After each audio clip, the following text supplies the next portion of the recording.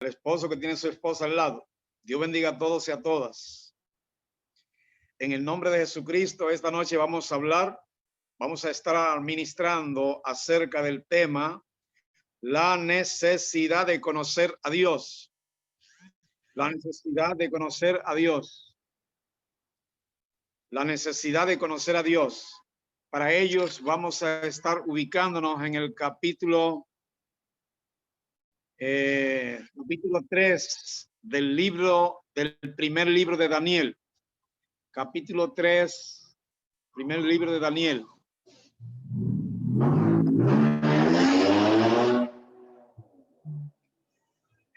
Vamos a leer dos versos, el verso 1 y el verso 7, y tal vez leemos un verso adicional.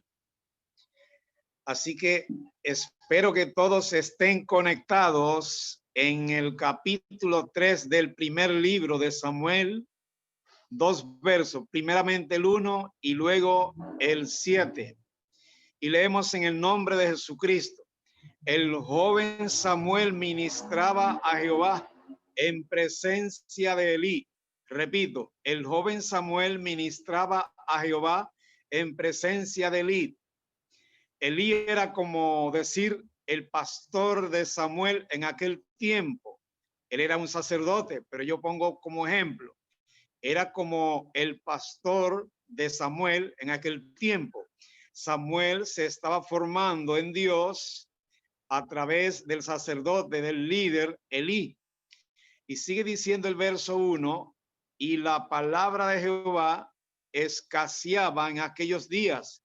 Y la palabra de Jehová escaseaba en aquellos días. Reitero, el joven Samuel ministraba a Jehová en presencia de Elí, y la palabra de Jehová escaseaba en aquellos días. No había visión con frecuencia. Observe usted, fíjese, medite usted. Dice que Samuel ministraba a Jehová. Si ministraba a Jehová, supongo que ministraba palabra de Jehová en presencia del líder que puso Dios al lado de Samuel. Pero luego dice que la palabra de Jehová escaseaba. Entonces, ¿qué pasa? Porque si Samuel ministraba a Jehová en presencia del líder que estaba ahí como para garantizar lo que él ministraba, ¿cómo es que luego dice que la palabra de Jehová escaseaba? ¿O era que Samuel ministraba pero cosa de su conocimiento, no palabra de Jehová, o que perdía el tiempo, como vemos muchos ejemplos hoy, gente que subía a púlpito a perder un poco el tiempo y no ministra de lo que debe ministrar? Luego dice que no había visión con frecuencia. Si no había visión con frecuencia es porque no había siervos y sierva de Jehová en aquel tiempo, tal vez que se pusiesen en la mano de Jehová para que él lo usara. Porque sabemos que si alguien se pone en la mano de Jehová y si alguien se propone ministrar la palabra de Jehová, entonces habrá palabra de Jehová y habrá visión, porque Dios no tarda en confirmar toda palabra que se ministra de su parte. Entonces, seguimos leyendo el verso 7 ahora. Usted escuchó bien el verso 1. Así como en aquel tiempo Samuel ministraba a Jehová en la presencia de su líder Elí, es muy posible que hoy también haya gente bajo la autoridad del líder que Dios le ha puesto al lado, que cuando suben a púlpito dejan todo que desear, no ministran conforme a la voluntad de Dios, conforme a lo que Dios quiere que se ministre. De esa manera, todo el que esté alrededor, entonces la palabra de Dios estará escaseando. Y si la palabra de Dios escasea, entonces el creyente, la creyente pierde la oportunidad de ser edificado. Bendito y alabado sea el nombre de Jesucristo. Cuando se ministra la palabra de Jehová, Cuando se ministra a Jehová y luego sucede que hay poca visión o con muy poca frecuencia, visión de Dios, eso quiere decir que no se está aprendiendo mucho. El verso 7 dice, y Samuel no había conocido aún a Jehová. Asocia usted una cosa con lo otro. Asociamos el verso 7 con el verso 1. ¿Cómo es que dice el verso 1 que Samuel ministraba a Jehová en la presencia de su líder, Elí? Y luego el verso 7 dice, y Samuel no había conocido aún a Jehová. Bueno, una cosa me conduce a lo otro. El verso 7 demuestra por qué el verso 1 dice que en aquel tiempo escaseaba la palabra. ¿Por qué escaseaba la palabra? Aunque Samuel ministraba, porque Samuel no tenía mucho conocimiento de Dios, como hoy también pasa, líderes que dan oportunidades a ministros que se van formando, creyentes que se van formando, pero que no tienen el conocimiento de Dios. Y sucede que no hay cosa más difícil que cuando alguien va a hablar de alguien que no conoce. ¿Qué hablo de algo en que yo no conozco? ¿Con qué actitud yo hablo de alguien, acerca de alguien a quien yo no conozco? Sigue diciendo el verso 7.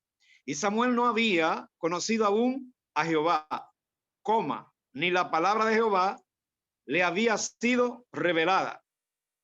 Otra interrogante.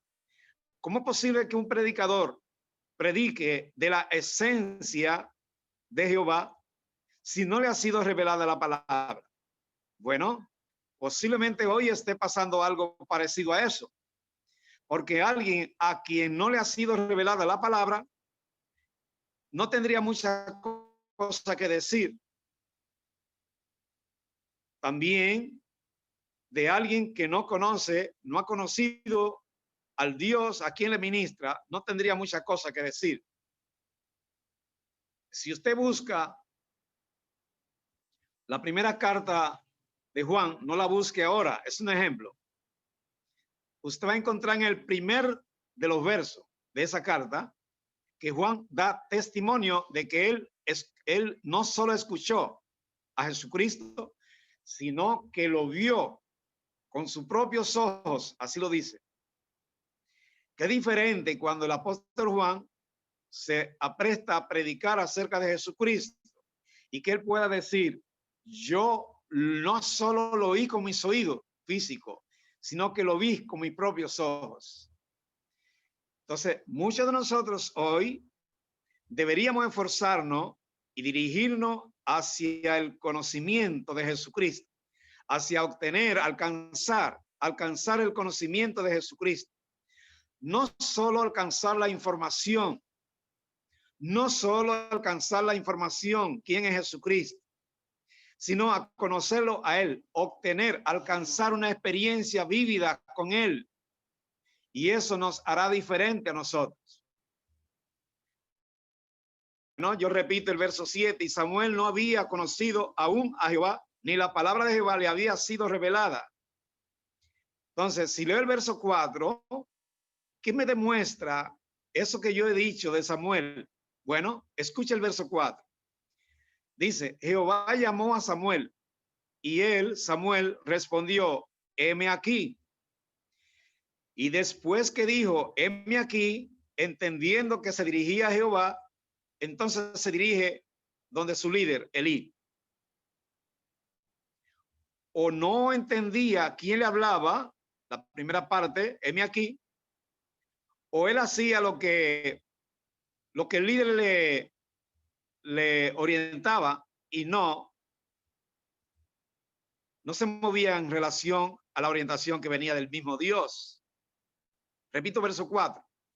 Jehová llamó a Samuel y él respondió, heme aquí, y corrió luego a Elí y le dijo, ¿para qué me llamas? Se estaba refiriendo a Elí, preguntándole a Elí, ¿para qué me llamas?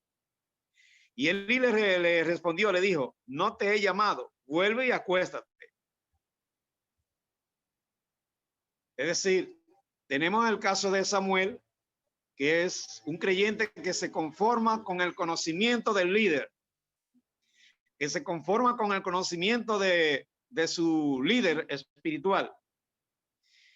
Y hay que conocer al líder, pero por encima de todo, o primeramente, hay que conocer a quien pone el líder. Y el líder, tanto ayer como hoy, lo pone Dios, Jehová de los ejércitos.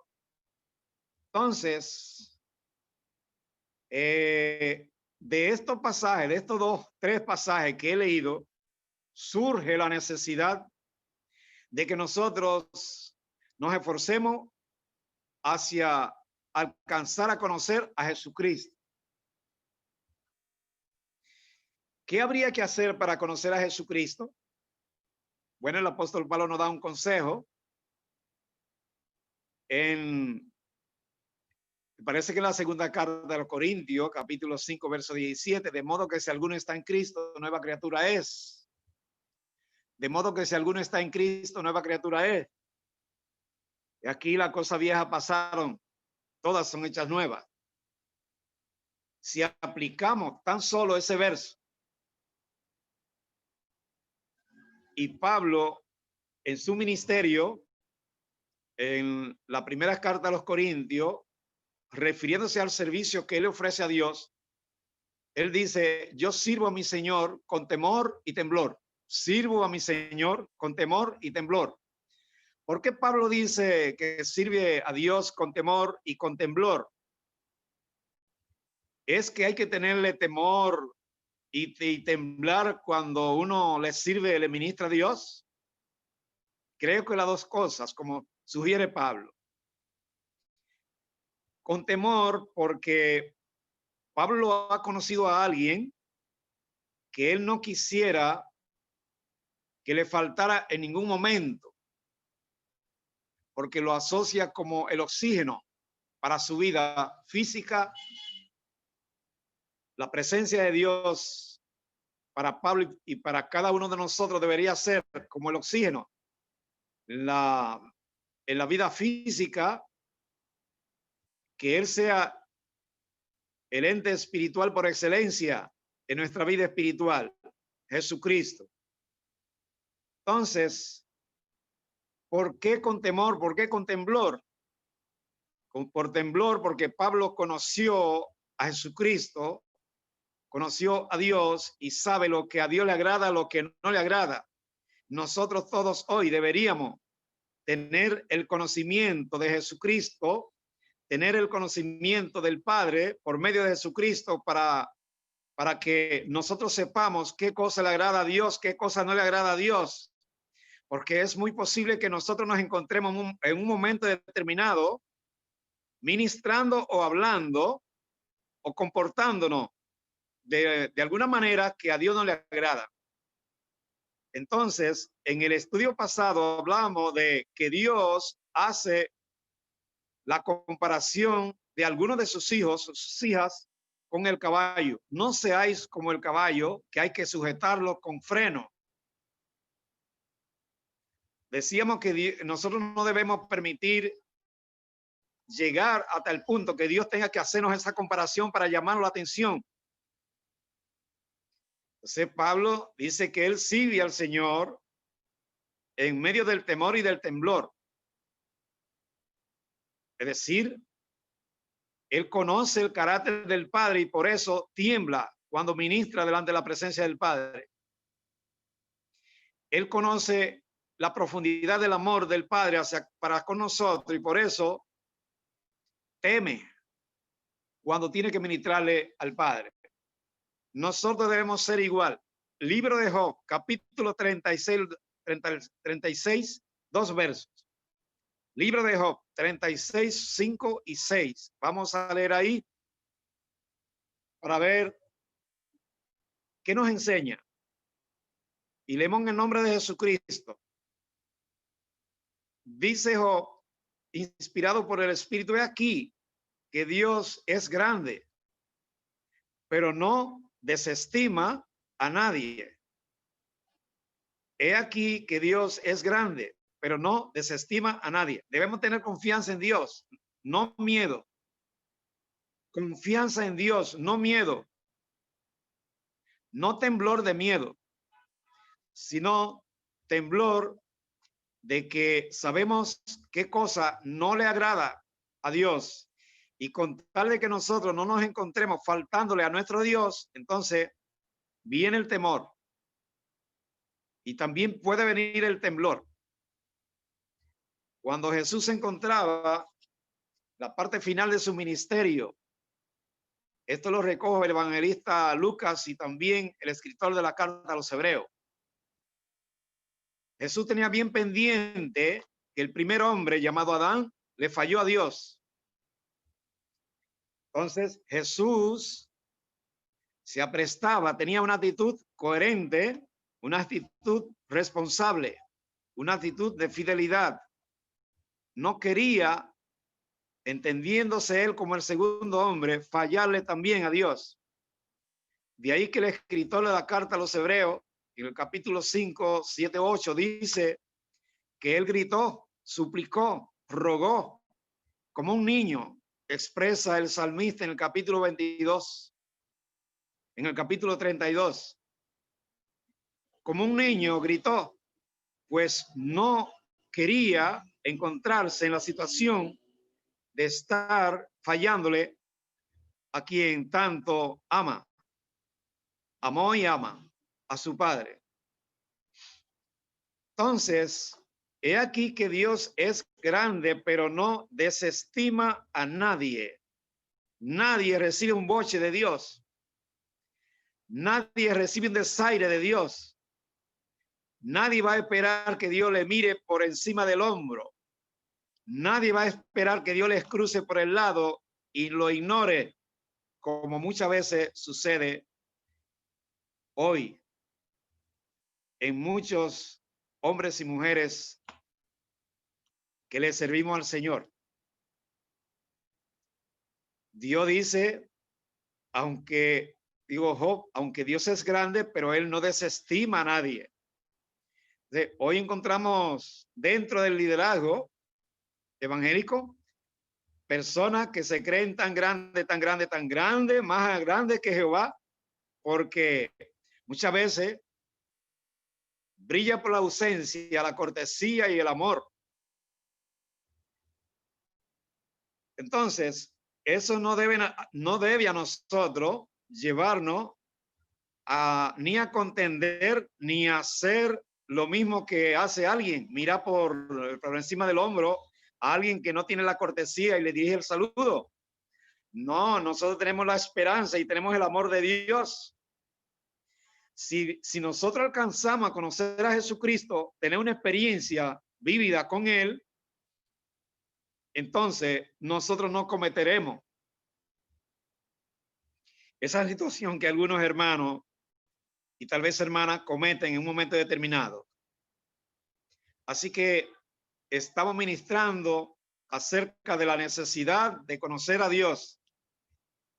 Hemos comenzado ministrando acerca de Samuel. Samuel fue juez de Israel y estuvo al lado del sacerdote Eli, y nosotros, ¿quién fue Eli? Eli es el ministro a quien Dios le dijo, yo había dicho, te había prometido, pero ahora en vista del comportamiento tuyo, ¿cómo te comportaste mejor con tus propios hijos que conmigo? Dice Dios, ahora yo no tendré presente, no tendré pendiente el cumplimiento de la promesa que te había hecho. Sabemos quién es Elí. Elí era el hombre que miraba que sus hijos hacían cosas y no lo corregía, y si lo corregía como mucho se corrige hoy. Entonces, Dios no honró a Elí por esa falta. Entonces Samuel, aunque se formó al lado de Elí, dice la Biblia que en su ministerio cuando él era un ministro hecho y tenía ya conocimiento de su Dios, él no permitió que palabra alguna a través de su labio, expresada a través de su labio, cayera en tierra. Así que los años, el tiempo que tenemos en el Evangelio es ocasión de alcanzar a conocer a Jesucristo. Porque si no alcanzamos el conocimiento de Jesucristo, tendremos dificultades para ministrarle, porque ¿cómo podemos, reitero, ministrarle a alguien que nosotros no conocemos? Vamos ahora, habíamos leído el verso 5 de Job 36, vamos a terminar de leer el verso 6.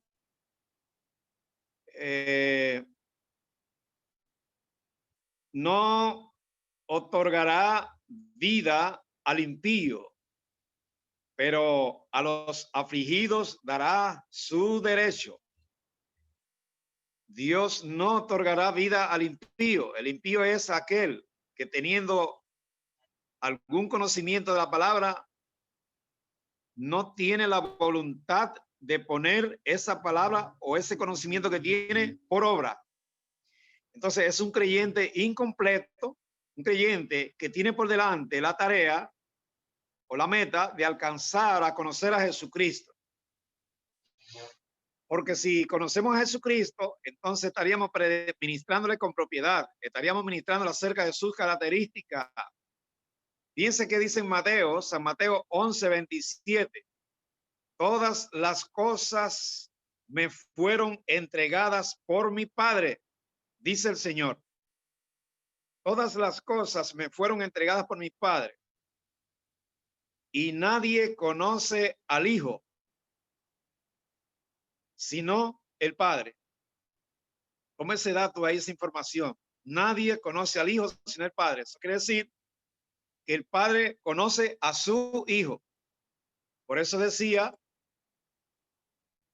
en las versiones de Mateo, Marcos, que para él era una complacencia Jesucristo. Que Jesucristo, si le sirviese y llevara a cabo ese ministerio, era una complacencia para el Padre, porque lo conoce, porque le conoce. Sigue diciendo, y nadie conoce al Hijo, sino el Padre, ni al Padre conoce a alguno, sino el Hijo.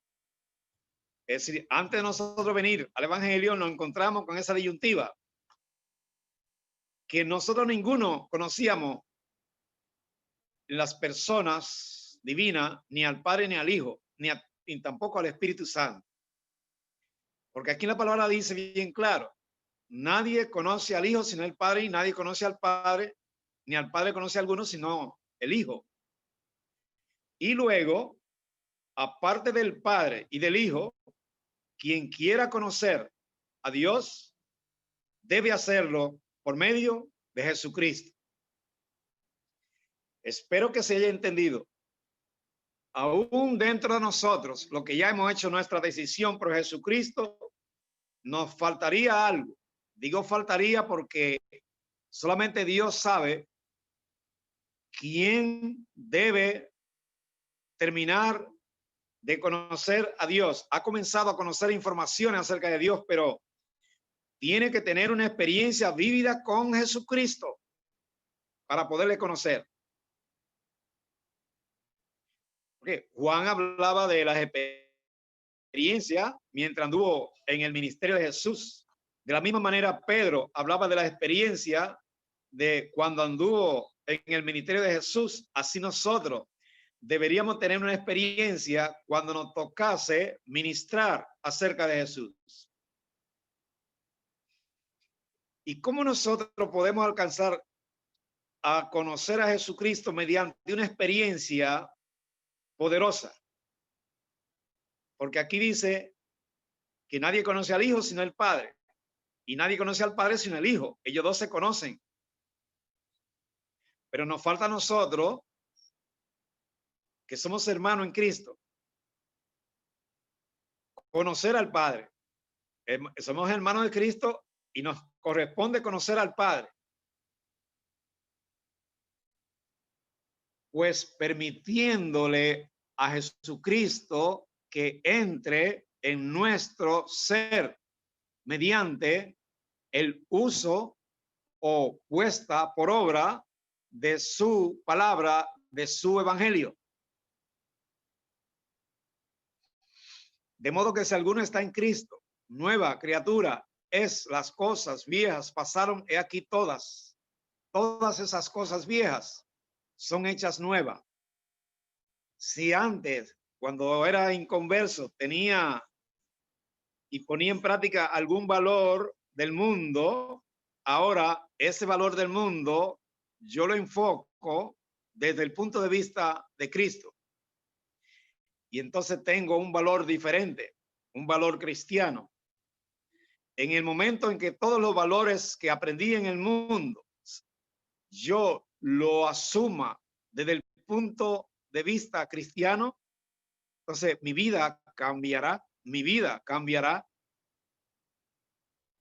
Pero si yo sigo diciendo, ay, si yo hubiese sido como antes, inconverso, yo no hubiese soportado esto que me dice esa persona.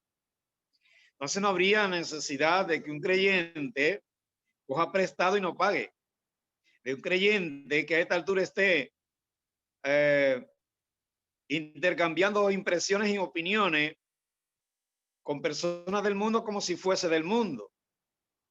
No, todo eso tiene que quedar atrás según lo que nos dice la palabra a través del apóstol Pablo, de modo que si alguno está en Cristo.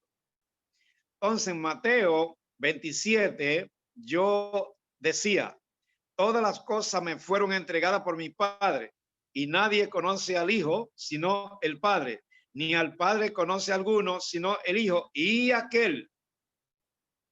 Además del Padre y del Hijo, nosotros los creyentes que somos hijos de Dios, tenemos el derecho y el deber de conocer al Padre, porque sin ese conocimiento tenemos dificultad para desenvolvernos, ya sea ministrándole a Dios, ya sea comportándonos delante de la presencia de Dios. Y por eso es que el Señor nos ha enviado a preparar al grupo de hermanos a quien estamos ministrando, a prepararlo. Si es a prepararlo es porque él ha encontrado que falta algo. Falta algo.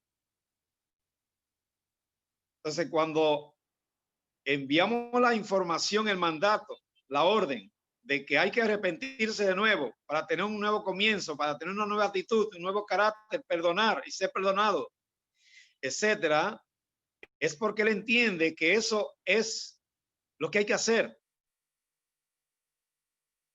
Supóngase que dejemos de hacerlo.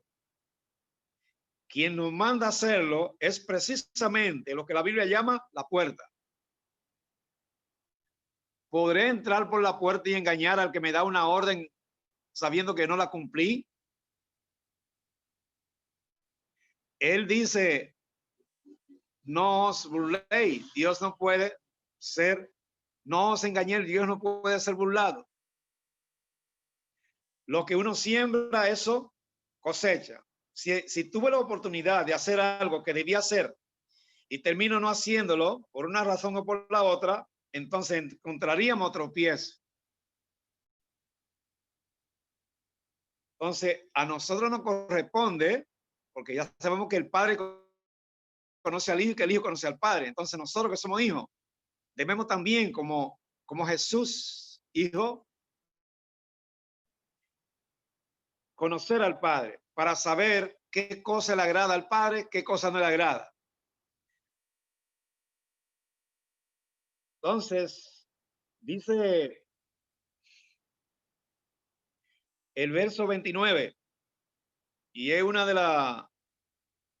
lo que el Señor argumenta como medio válido para llegar a un conocimiento profundo del Señor, para llegar a alcanzar un encuentro personal con Jesucristo. Él sugiere esto, verso 29, llevad mi yugo sobre vosotros. En otra palabra, ustedes, los creyentes, lleven conmigo el yugo. Sabemos que el Señor pone ese ejemplo para que nosotros que conocemos de la cultura de campo podamos entender en este caso también los judíos, a quien él le predicó. El Señor sabe que tanto los judíos como nosotros, que fuimos gentiles y hoy iglesia, conocemos la cultura del campo y sabemos a qué se refiere el Señor. Enyúguense conmigo, lleven mi yugo con ustedes, acérquense y enyúguense conmigo. ¿Qué cosa es el yugo? El yugo es un madero con los extremos arqueados. Un extremo arqueado se le pone al buey más viejo y el otro extremo de la plataforma de madera arqueada también se le pone al buey menos viejo. Ya nosotros conocemos la idea, ¿por qué el Señor lo idea de esa manera? El buey viejo va en el lugar que debe ir para poder instruir con su ejemplo, con su caminar, al buey más joven. De tal manera que la idea es trasladar este esquema, esta imagen, esta parábola al creyente, al nuevo creyente, para que el nuevo creyente aprenda caminando con Jesús, entendiendo que Jesús sea el buen viejo, poniendo el ejemplo. Cuando el boyero le dice al buey viejo, gira a izquierda, el buey viejo no tiene que esperar que se lo digan por segunda vez. Hace el giro a la izquierda. Y al hacer el giro a la izquierda, va arrastrando el yugo y al que va en el otro extremo, que es el nuevo creyente. De esa manera, el Maestro Jesucristo hace esa enseñanza, deja esa enseñanza. Nosotros estaríamos al lado del buey viejo, aprendiendo nada más y nada menos que de Jesucristo. Llevad mi yugo sobre vosotros. Y luego dice, y aprended de mí. No dice aprendan, sino aprended, que es diferente. Aprender es una orden de Jesucristo. Aprended de mí. Nadie puede escuchar la trompeta si no cumple esa orden. ¿Qué orden? La orden que da el Señor en el verso 29 de Mateo 11. La orden es aprender de mí, que soy manso y que soy humilde de corazón. No dice solamente humilde, dice humilde de corazón. Porque el Señor dice de corazón, humilde de corazón, porque el Señor sabe que si nos quedamos en la humildad, simplemente en la humildad, no alcanzaríamos el cielo. Él agrega, le pone un apellido a la humildad, de corazón. ¿Por qué? Sabemos que Jeremías habla acerca del corazón. Capítulo 9, verso 17, si no me equivoco. Dice que el corazón es malvado. El corazón es, él pone otro adjetivo, todavía más difícil, más feo que malvado. El corazón es engañoso. Entonces, si el corazón es malvado, es engañoso, por eso el Señor dice, aprended de mí, que soy manso y humilde de corazón. El Señor sabe lo que dice, del corazón vienen todas las emociones. Un creyente puede, atrapado por las emociones, entrar en una discusión con alguien, una contienda con alguien, faltarle respeto a alguien, incluso a un líder, o enrolarse en una discusión acalorada y brotar de su boca dichos feos. Un creyente, reitero, embuido en las emociones negativas. ¿De dónde salen las emociones? Del corazón. El Señor Jesucristo decía no contamina lo que entra, sino que lo que contamina es lo que sale. Entonces, es tarea nuestra evitar que salgan cosas emotivas de nuestra boca, negativamente hablando. Entonces, sigue diciendo el verso 29 para terminarlo. Aprendan de mí, que soy manso y humilde de corazón, y si así lo hicieren, hallaréis descanso para sus almas. Si no lo hacen así, nunca alcanzarían descanso para su alma. Entonces a nosotros nos conviene alcanzar descanso, el reposo, a quien se refiere Dios, alcanzar el reposo a través del esfuerzo en poner por obra la palabra. Hasta ahí la parte que corresponde al tema, la necesidad de conocer a Dios. En la semana pasada yo decía que quería volver algo sobre los ayes de Isaías capítulo 5. Hay de los que caminan de la mano con la codicia hasta acapararlo todo. Hay de los que caminan de la mano con la codicia hasta acapararlo todo. Porque si un creyente camina de la mano de la codicia o con alguien que es codicioso, estaría perdiendo su tiempo en el evangelio, porque el evangelio nos ordena superar esas cosas. Hay de los que caminan de la mano con la codicia hasta acapararlo todo como si vivieran solo en la tierra. No piensan en nadie. Hay gente evangélica llamados líderes. No todos los líderes, pero hay líderes que cuando tienen una oportunidad en la iglesia donde se congregan, hacen como la asada. Apilan para su persona. Se buscan lo suyo. Y esto es parte de la cosa que el Señor quiere que aprendamos nosotros, para que no perdamos el tiempo. Quien a estas alturas no haya superado eso, quien a estas alturas se encuentre afectado por esto, bueno, pues ya sabe lo que tiene que hacer, porque Dios nos sobrelleva eso, no soporta eso. Hay de los que hacen banquete de arpa, y esto es para los músicos que cantan y los músicos que tocan. Hay de los que hacen banquete de arpa, vihuela, tamboriles, flauta, pero además vino, y quién sabe si ginebra y sidra. El Señor se la sabe toda,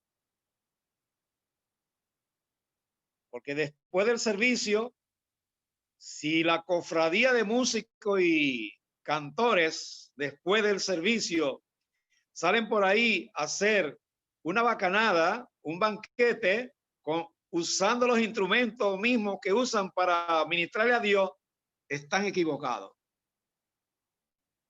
Habrá gente del pueblo de Dios que ministra con el canto, que ministra a través de los instrumentos, que hacen eso. Dios lo sabrá. Hay los que hacen banquete con los instrumentos y son como hombres fuertes para mezclar bebida. Hay de los que a lo malo dicen bueno y a lo bueno dicen malo. A los que hacen la luz como si fuese tinieblas y a la tiniebla como si fuese luz, y que ponen lo amargo por dulce y lo dulce por amargo. Gente, parte del pueblo de Dios, que de tanto acostumbrarse a lo malo y a pecar, ya lo ven como normal y ni siquiera la palabra soporta. Ay, no, Dios me conoce. Deja tu sermón por allá. No te molestes a darme sermón y a mí, yo no entro en eso.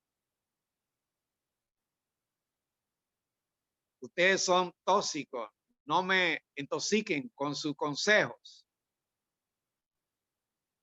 Hay de los que acumulan faltas y pecados tras pecados hasta que ya ni la palabra la aceptan, contradicen a la palabra. Hay de los que son valientes para mezclar bebida. Hay de los que justifican al impío. Y esto sí es grave. Todas las cosas que hemos dicho, como ayer, son graves. Hay unas más graves que otras. Hay de los que justifican al impío por cohecho, por ventajas.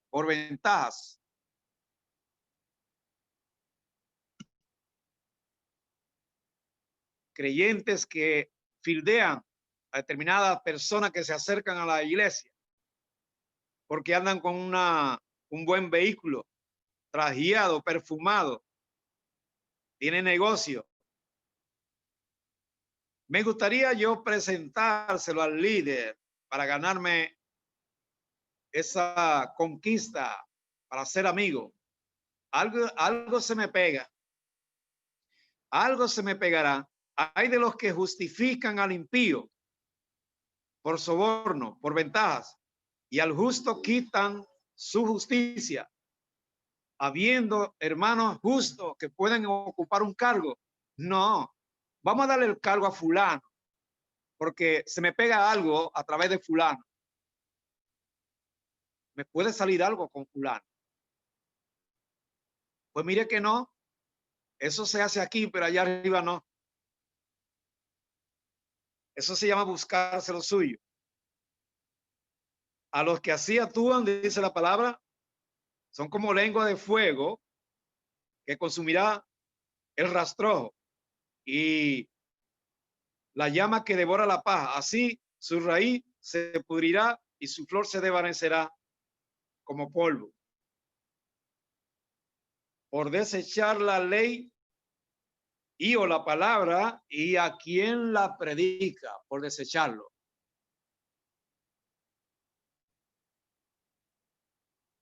sea que tenemos que escuchar con paciencia la palabra que Dios envía a su pueblo.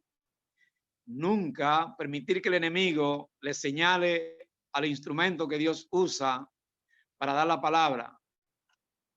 Dios nos bendiga, Dios nos guarde. Permanezcan ahí para darle un saludo y ver a los que están conectados. Tenemos a Rosa.